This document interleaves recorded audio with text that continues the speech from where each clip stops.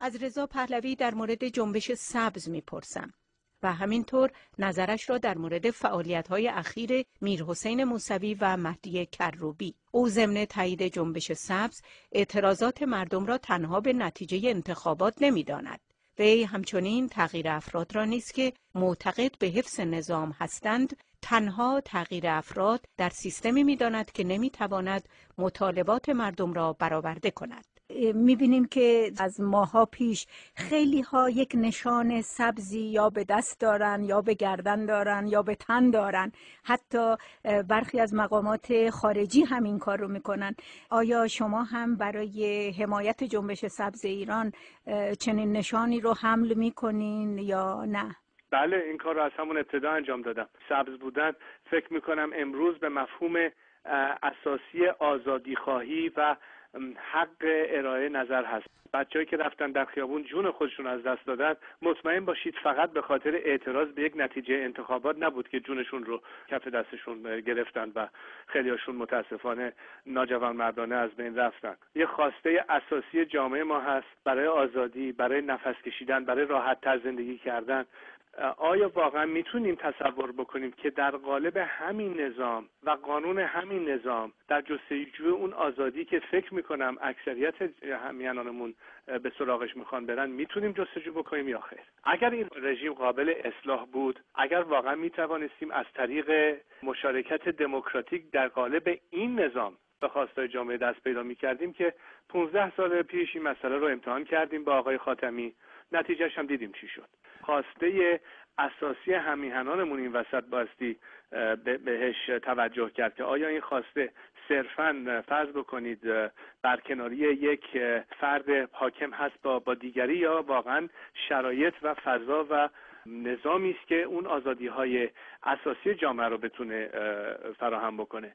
تا زمانی که این نظام در ماهیتش و در قوانینش سر و کار باشه، آیا برابری زن و مرد در ایران خواهد بود؟ آیا تبعیض نژادی یا تبعیض قومی یا تبعیض مذهبی که الان در مملکتمون هست از بین خواهد رفت؟ آیا فقط با عوض کردن یه نفر با یه نفر دیگر در قالب همین حکومت شرایط واقعی جامعه عوض خواهد شد؟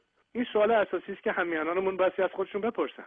ببینید، من مقصودم اینجا این نیست که بخوایم با یه عده‌ای درگیر بشیم و یک جنگ به اصطلاح جنبی داشته باشیم. نه، من فقط به این مسئله اکتفا میکنم که خواست مردم ایران در قالب یک شرایط انتخابات آزاد میتونه برآورده بشه و تا زمانی که این شرایط انتخابات آزاد در مملکت ما نباشه، تا زمانی که فضای باز سیاسی نباشه، تا زمانی که شما نتونید یک مناظره عمومی داشته باشید، به هیچ عنوانی هیچ کسی نمیتونه مدعی این بشه که خواست مردم ایران یا افکار عمومی مردم ایران عیناً یا دقیقاً این هست، چون قابل سنجش نیست. فکر میکنم تکلیف هر نیروی آزادی خواه واقعی در اینجا هستش که هر چه سریعتر برسیم به چنین فضایی.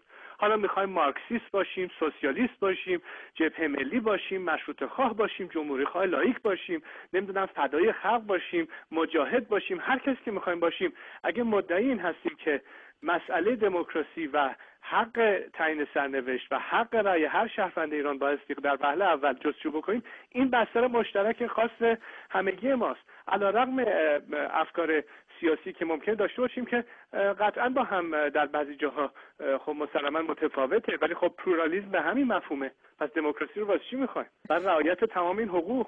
آیا دول غربی در رابطه با آینده ایران با شما مشورتی هم داشتن؟ بله. این مشورت‌ها چه نتایجی داشتن؟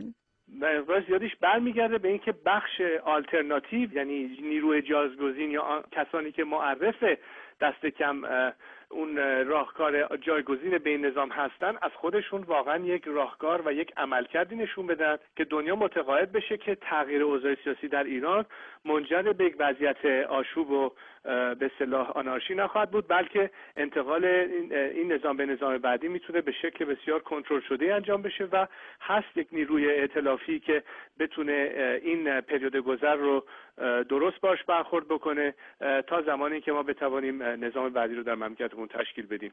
اینجاست که برمیگرده به همت و همکاری و هماهنگی بین نیروهای فعال سیاسی درون مرز و خارج از کشور به عنوان اپوزیسیون دموکراتیک به این نظام، و در اینجاست که اون اتحادی که من سالهاست روش تاکید میکنم یک مسئله بسیار کلیدی است. بلکه تا اون روزی که ما بتونیم به صندوق رای بریم و در یک رفراندوم آزاد بتونیم تعیین سرنوشت خودمون رو بکنیم، تا اونجا یک بستر مشترک به عقیده من بین تمام نیروهای واقعا آزادیخواه که در جستجوی اجرای حقوق بشر در ایران هستن میتونه باشه. در اون لحظه رأی‌های مقدار متفاوت خواهد بود طبیعتاً، ولی تا اون روز ما در واقع در یک کشتی مشترک سوار هستیم و بایستی با هارمونی کامل با هم پارو بزنیم تا این کشتی رو برسونیم به ساحل نجات. این اون مسئله است که کمبودش رو در صحنه می‌بینیم و خلای این هماهنگی و رهبری در صحنه لطمه خواهد زد به ادامه این نهضتی که در داخل ایران در مملکت هست و بزرگترین مشکل و دغدغه و اعتراضی که از جانب همین نهضت سبز در داخل می‌بینیم این هستش که در یک جایی می‌بینن که برای ادامه این حرکت نبود چنین فضا و هماهنگی میتونه یه حالت درجایی و سوخنا ایجاد بکنه و بنابراین تداوم این حرکت رو ممکنه به مخاطره بندازه. جمهوری اسلامی هم از نظر تاکتیکی کاملا به این قضیه واقف هست و همه کار داره میکنه طبق معمول که نگذاره کوچکترین زمینه وحدتی بین نیروهای سیاسی به وجود بیاد و یک جوری بتونه وضعیت رو دوباره مهار بکنه و برای خودش باز یک 10-20 سال وقت و زمان بخره. رضا پهلوی بار دیگر برخواست مردم ایران برای انتخاب نوع حکومت آینده و همچنین رسالت فعلی خود که برگزاری انتخابات آزاد است تاکید می‌کند. اولا بهتون بگم خانم که کسانی که طرفدار من هستن الزاما همشون طرفدار نظام پادشاهی نیستن. هستن به عنوان جمهوری خواه که به هدفی که من دارم و به خواسته‌ای که من میخوام اعتقاد دارن و به عنوان جمهوری خواه با من همکاری کامل دارن در این زمینه. ثانیاً شما به هر حال قبول بکنید که برای من محتوای نظام مهمه نه شکل نهاییش.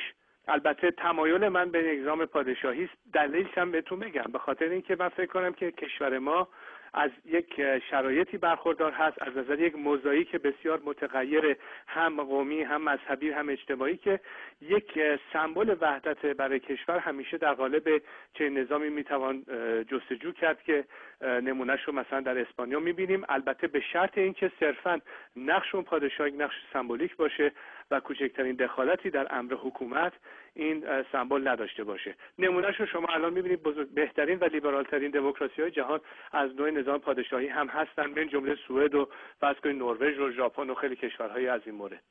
با جمهوری هم هیچ مشکلی ندارم شخصا. بارها گفتم اگر در آینده ایران اکثریت مردم خواهان نظام جمهوری باشن من به 90% خواسته خودم رسیدم، چون مهمترین مسئله برای من یک نظام سکولار دموکراتیک هستش در مملکت.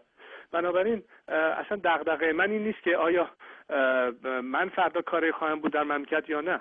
من تنها رسالتی که برای خودم امروز میبینم رسوندن این حرکت به مرحله شرایطی است که در اون مملکت مردم ایران بتوانن آزادانه برن پای صندوق رای و انتخاب خودشون رو نسبت به آیندهشون بکنن و اون روز برای من روز پایانی این تنها وظیفه و رسالت ملی و سیاسی است که به عنوان یک ایرانی در مورد مملکت خودم رو موظف میدانم. در آینده اون روز اون با مردم ایران هست که تصمیم میگیرن که آیا میخواهند شخص رضا پهلوی نقش خاصی داشته باشه در اون کشور یا خیر. و اصلا این مسئله به نظر من یه بحث زودرسه. تمرکز رو بذاریم رو رسالت و وظیفه‌ای که همگی ما امروز داریم، من جمله رسالت و وظیفه‌ای که من شخصا در این مورد دارم. من می‌خواستم نظر شما رو راجع به فیلم ملکه و من بپرسم. به نظر من یک تجربه جالبی بود از نظر اینکه شاید خیلی برخوردها یا انتظارات یا پیش‌فرض‌ها یا برداشت‌هایی که خیلی‌ها داشتن در اثر دیدن این فیلم مقدار زیادی تغییر پیدا کرده باشه. حداقل دستاوردش به نظر من این بوده. البته فکر کنم همیهنان مختلفی که این فیلم رو دیده باشن ممکنه خیلی برداشت‌های فراتر از این هم براشون پیش اومده باشه. به هر حال به نظر من یک مسئله بود که در صورت خیلی بیشتر حلال بود تا به اصطلاح جنجالی یا اعتراض برانگیز. من تا به حال به استثنای یک عده خیلی کمی اکثر برخوردهایی که از چه شهروندان ایرانی چه خارجی در مورد این فیلم داشتم روی هم رفته یک برخورد مثبت و با تعجب و جالبی بود براشون. واقعا فکر میکنم که مادر من در تمام این سالها چنان توانستن با یک شخصیتی با یک برخوردی واقعا یک حفظ یک اعتبار و آبرو و هویتی از مملکت در حدی که میتونستن داشته باشن که بسیار واقعا جای تحسین داره و جای شکرگزاری و خیلی از همیهنانمون به خصوص حتی نسل جدیدی که در اون زمان اصلا حیات نداشت و بعد از انقلاب به دنیا آمدن، حتی از این نسل می‌بینیم که خیلی به صورت جالبی برخورد میکنن به شخصیت ایشون و به حال اون دورانی از تاریخ کشورمون در اون عصری که درش بودیم که برمیگرده به 30-40 سال 50 سال پیش مملکت. بسیار سپاسگزارم ازتون آقای رضا پهلوی. سپاس از شما و با درود مجدد به همیهنانم و با آرزوی موفقیت به تمام مبارزین راه آزادی و حقوق بشر